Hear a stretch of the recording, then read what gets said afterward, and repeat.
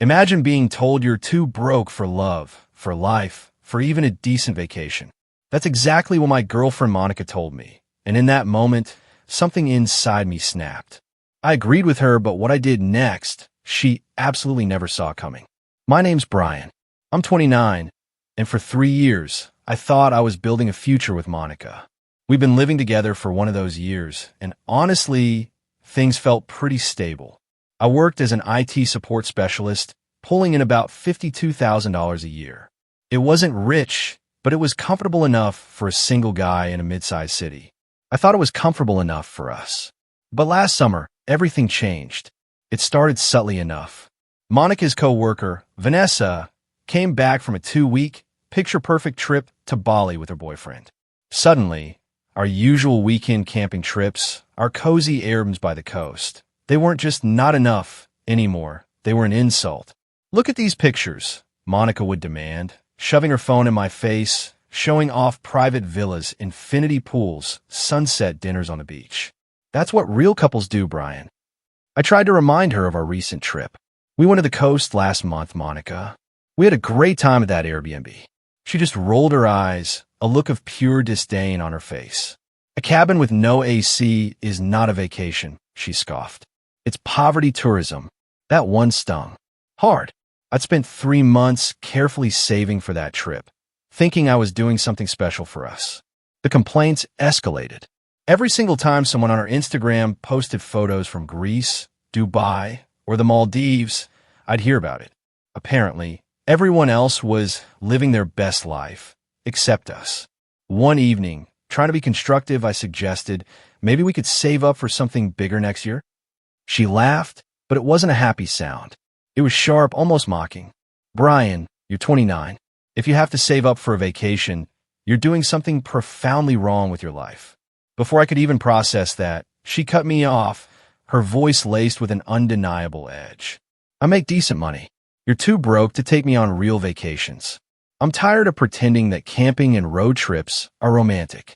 They're what poor people do when they can't afford actual travel." I just stared at her, speechless. A long, heavy silence hung between us. Then, I heard myself say, "You're right." She blinked, completely thrown off guard. "What?" she asked. "You're absolutely right." I repeated, my voice quiet but firm. "I'm too broke for the kind of vacations you want." A flicker of victory flashed in her eyes. She thought she'd won. "So," she pressed, "you'll figure something out? Maybe ask for a raise or get a second job." "Something like that," I said, still quietly, a storm brewing beneath my calm exterior. What Monica didn't know was that for months, I'd been putting aside $200 a month into what I innocently called our future vacation fund. I had about $2,400 saved up, meticulously planning to surprise her with a week in Costa Rica for our anniversary.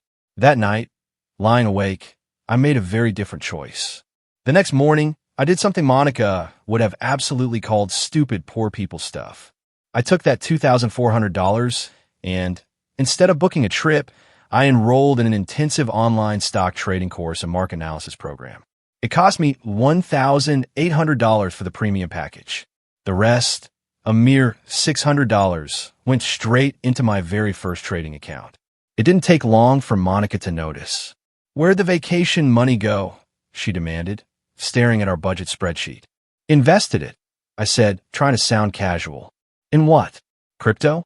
Please tell me you didn't fall for some Bitcoin scam, Brian." "Education," I replied, meeting her gaze.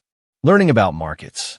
She actually snorted, then burst out laughing, a loud, derisive sound that echoed in our small apartment. "You spent our vacation money on some online course? Were you 12? Those are all scams, Brian." "Maybe," I shrugged, a quiet resolve hardening my spirit. "I can't believe you're this dumb," she spat. "My sister's boyfriend just took her to Turks and Caicos. Meanwhile, mine is throwing money at get-rich-quick schemes." "It's not get-rich-quick," I clarified. "It's learning a skill. Whatever helps you sleep at night, broke boy." And just like that, a new nickname was born. Broke boy. She'd say it jokingly in front of friends, family, everyone. "Oh, Brian can't come to the wine tasting. It's not in broke boy's budget." Or, with exaggerated air quotes and eye rolls. Maybe next year we can afford it if broke boys' investment education pays off. I let it all wash over me, refusing to react. Instead, I studied every single night after work. While Monica was on the couch, scrolling through travel influencers, I was at the kitchen table, poring over charts, understanding indicators, meticulously crafting risk management strategies. Her snide comments about me, playing pretend investor, became background noise. I just kept focusing. I started with paper trading first, making every single mistake imaginable with fake money. I lost theoretical thousands before I finally started to find my rhythm. Monica had no idea, absolutely no clue, that I was actually getting good at this.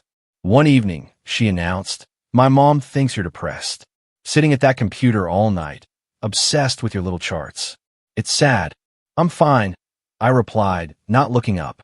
"She also thinks I should date someone more ambitious, like Derek." Derek was her CrossFit trainer, a walking billboard for sculpted ambition. "Of course, maybe you should," I said, still not averting my gaze from the glowing screens.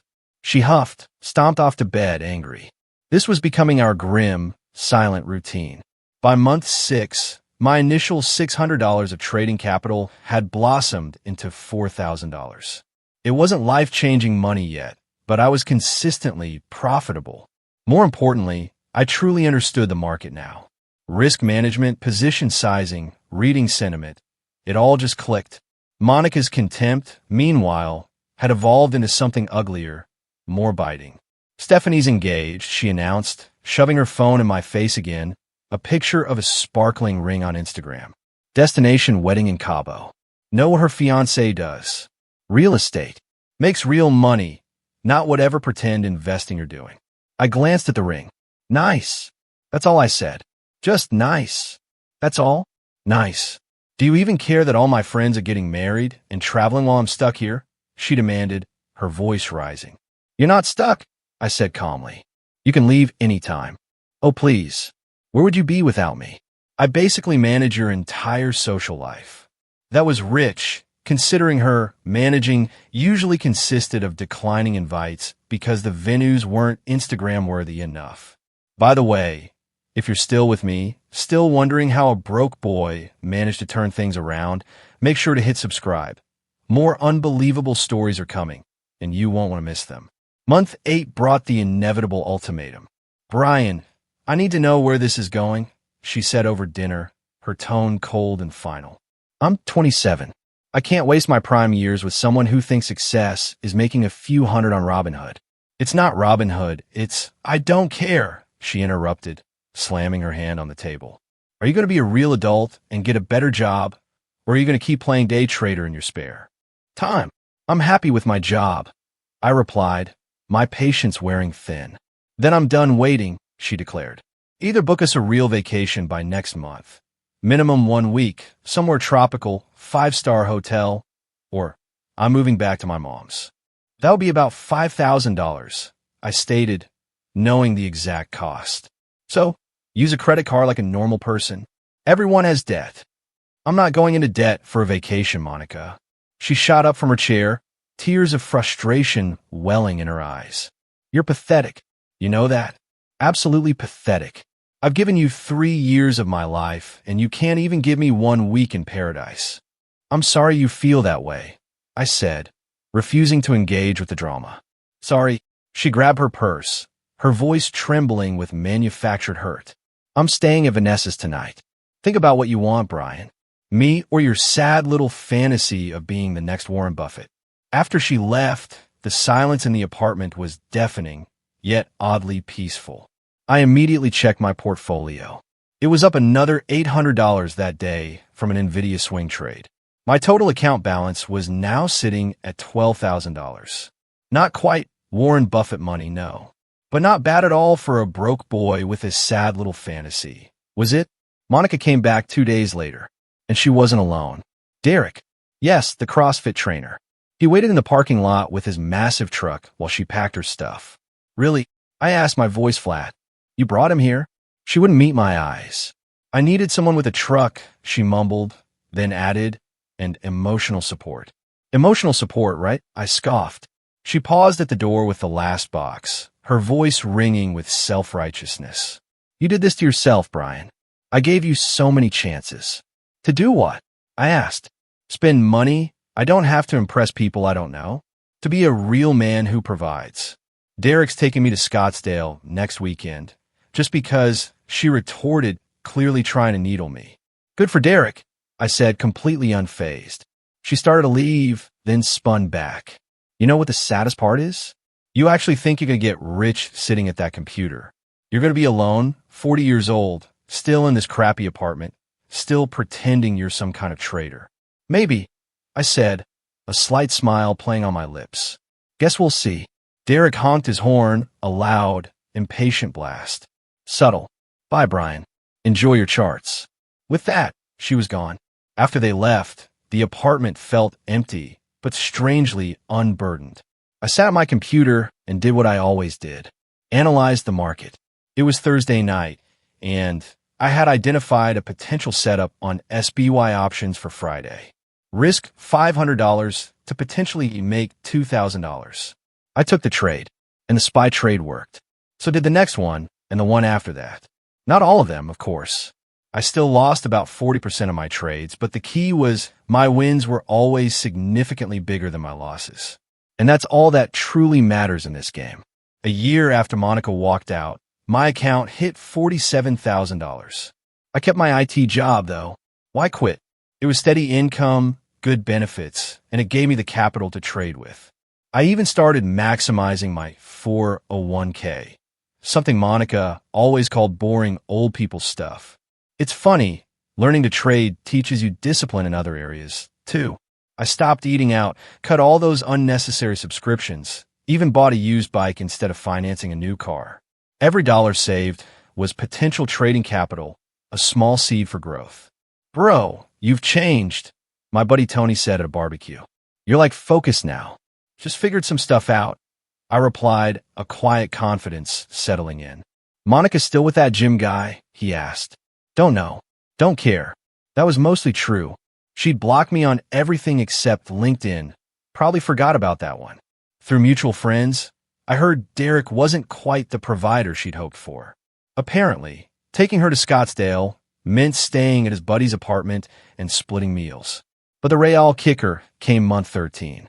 I've been tracking this obscure biotech company, watching it form a beautiful cup and handle pattern.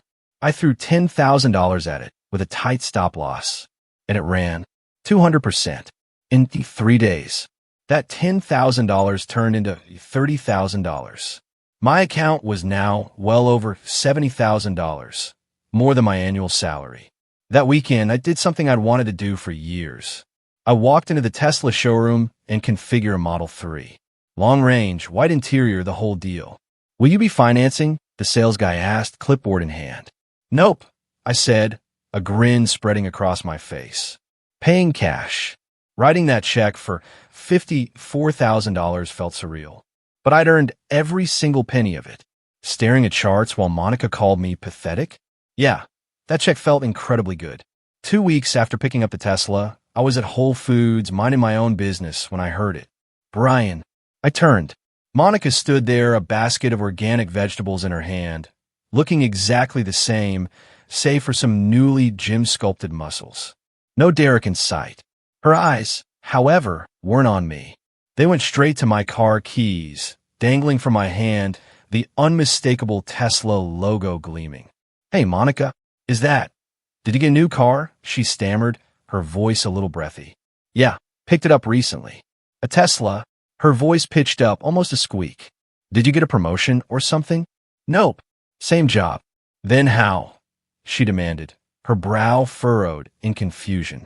Remember those charts I was always staring at? I said, a slow smile forming. Turns out they weren't so useless. She laughed nervously, a forced, strained sound. Wait, you actually made money from that? Some, I confirmed. How much is some? She pressed, her eyes darting to my grocery basket. Just normal groceries. Nothing fancy. I added, still living like I made $52,000 a year because lifestyle inflation is how you go broke. Monica. She suddenly shifted tactics. We should catch up sometime, she said, a little too quickly. Get coffee. I'd love to hear about your trading thing. I'm pretty busy these days, I replied genuinely. Come on, Brian. We were together 3 years. We can be friends, right? What happened to Derek? I asked, cutting straight to the chase. Her face tightened. That didn't work out. He was not who I thought. Sorry to hear that. Actually, she said, stepping closer, her voice softening, I owe you an apology. I was harsh about the money stuff. I was just frustrated, watching everyone else living these amazing lives. And now I realize there's more important things than fancy vacations. I almost laughed. More important things? Like what? Like someone stable, someone smart, someone who actually has their life together? She reached out and touched my arm. I miss us, Brian. We were good together, weren't we? We were something. I'm free Saturday night. Maybe dinner? That new sushi place downtown? The one that's $200 a person. She smiled a little too brightly. I mean, you can afford it now, right? There it was. The moment I'd fantasized about during those long, lonely nights studying candlestick patterns. Monica wanted me back, seeing my success, finally realizing she'd made a colossal mistake. I can afford it, I said, my voice calm, unwavering. But I'm not interested. Her smile faltered, her hand dropping from my arm. You're seeing someone? She asked, surprise coloring her tone. No, just not interested in going backward. Backward, she scoffed. Brian, I'm trying to apologize here. No, you're trying to get back with me now that I have money. There's a difference. Her face flushed bright red. I'm not that shallow. Monica, I said, my voice rising slightly, you literally called me broke boy for 8 months straight. You brought your new boyfriend, Derek, to move your stuff out. You said I'd die alone at 40, still pretending to be a traitor. I was angry, she protested, tears welling up again. People say things when they're angry. Yeah, I agreed, looking directly into her eyes. They do. They say what they really think. She shifted tactics, her voice cracking. I made a mistake. Okay, I admit it. I should have been more supportive. But we had 3 good years, Brian. Doesn't that count for something? It counts for a lesson learned, I replied, turning to walk away. Which is, when someone shows you who they are, believe them. You're going to regret this, she called after me, her voice shrill. You think you're some big shot now, because you have a Tesla? You're still the same boring IT guy who'd rather stare at screens than live life. I stopped, turning back one last time. You're right. I'm the same guy. That's the point. I was good enough then, and you couldn't see it. Having money didn't change who I am. It just revealed who you are. Whatever, she muttered, her face a mask of defeat and anger. Enjoy your lonely money, Brian. I will actually, I said and walked out. That encounter was about 3 months ago. And since then, some truly interesting things have happened. First, Monica apparently went nuclear on social media. According to Tony, who still follows her, she posted a long, rambling rant about fake nice guys who get lucky once and think they're Gordon Gekko. She didn't use my name, but everyone knew. Even her mom called me. Yeah, that was weird. Brian, honey, I heard you're doing very well for yourself. I'm doing okay, Mrs. Patterson. Monica is just devastated about how things ended. She really does care about you. I'm sure she does. Maybe you could give her another chance. She's learned her lesson. What lesson would that be? I asked, not to judge people so quickly. With all due respect, Mrs. Patterson, she judged me for 3 years. That's not quickly. She was young. And you have to admit, you weren't very ambitious back then, she argued. I was learning a skill that now pays more than my day job. That's literally the definition of ambitious. But you didn't tell her what you were doing. I told her every day, Mrs. Patterson. She called it playing pretend investor. She laughed at me. You all did. Silence on her end. Well, I think you're being very unforgiving, she finally said. Probably. Take care, Mrs. Patterson. And I hung up. The second interesting thing? Derek reached out on Instagram. I kid you not. This dude DM'd me asking for trading tips. Said he heard I was killing it in the market and wanted to learn. Offered to train me for free in exchange. I left him on read. But the best part, remember Vanessa, Monica's friend who went to Bali? She texted me last week. Hey Brian, Random question, but Monica mentioned you're into investing now. I've got some money saved and no idea what to do with it. Would you mind chatting sometime? Happy to buy lunch. I politely declined. These people, I realized, only see value in you when you have something they want. It's been 2 years since that night. 2 years since Monica told me I was too broke for real vacations. My portfolio is now sitting at a very comfortable $130,000. I'm still driving the same Tesla, still living in the same apartment, though I could easily afford better, still working the same IT job. Why? Because I learned something profoundly important. Money doesn't fix who you are. It just amplifies it. Monica was materialistic and shallow when I was making $52,000. Having money wouldn't have changed that. It would have just made her a materialistic and shallow person with nicer Instagram posts. I've started dating again. Met a woman named Janet at a bookstore, of all places. She's a teacher. Makes less than I did when Monica called me broke. But she's funny, incredibly kind. And when I told her I trade stocks, her response was simply, cool. I do crossword puzzles. Everyone needs a hobby. We went camping last weekend. Actually, stayed in a rustic cabin with no AC. She said it was perfect. Monica, from what I hear through the grapevine, is dating some finance guy now. Good for her. I truly hope she gets all the infinity pools and sunset dinners she ever wanted. Me? I'm sitting here on a random Thursday night, watching futures planning my next trade. My sad little fantasy turned into a 6-figure portfolio. My broke boy mentality taught me discipline that fundamentally changed my life. Oh, and that Costa Rica trip I was planning to surprise Monica with? I ended up going alone last year. Stayed in hostels, ate at local spots, took public transportation. Cost me $800 total for 10 days. And it was the best vacation I ever had. Not because it was cheap, but because I finally understood something crucial. The problem was never that I was too broke for real vacations. The problem was that I was with someone who thought my worth was measured by how much I could spend on her. Turns out, the best investment I ever made wasn't learning to trade. It was letting Monica leave. She was right about one thing, though. I am still the same guy, staring at screens instead of living life.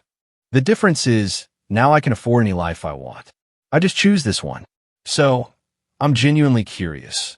If you've ever been in a similar situation where someone dismissed you or tried to put a price tag on your worth, what did you do? How did you handle it? Let me know in the comments below. I really want to hear your stories.